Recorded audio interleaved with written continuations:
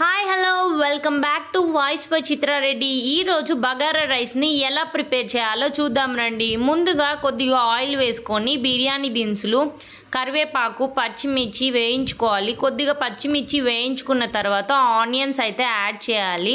Onions వేయించుకోవాలి. తర్వాత salt, అల్లం వెల్లుల్లి పేస్ట్, పుదీనా, కొత్తిమీర వేయించుకోవాలి.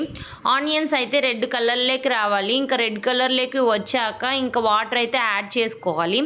వాటర్ నేను 6 గ్లాస్ తీసుకున్నాను. 3 గ్లాస్ ఆఫ్ రైస్ తీసుకున్నాను కాబట్టి మీరు మీ రైస్ని బట్టి వాటర్ తీసుకొని ఇంకా టేస్ట్ కోసం అయితే నిమ్మరసం కూడా యాడ్ చేశాను. వాటర్ బాగా బాయిల్ అయ్యాక రైస్ అయితే యాడ్ చేసుకోవాలి. ఇంకా రైస్ బాగా యాడ్ చేసుకున్న తర్వాత కొద్దిసేపు మూత పెడితే రైస్ అనేది బాయిల్ అవుతుంది. ఇంకా బాయిల్ అయ్యాక అన్నం తేమ ఉందో లేదో చెక్ చేసుకుంటే బగారా రైస్ అయితే ప్రిపేర్ అయిపోతుంది.